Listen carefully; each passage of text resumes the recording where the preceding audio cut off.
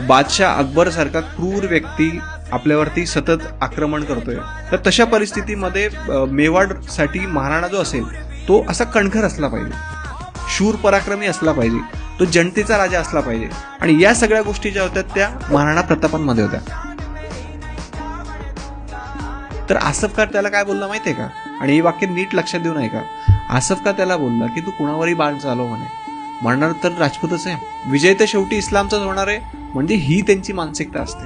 तर महाराणा प्रतापांनी चेतकवरती बसून इतक्या जोरात आतमध्ये आक्रमण केलं की ते डायरेक्ट सैन्याच्या आत घुसले.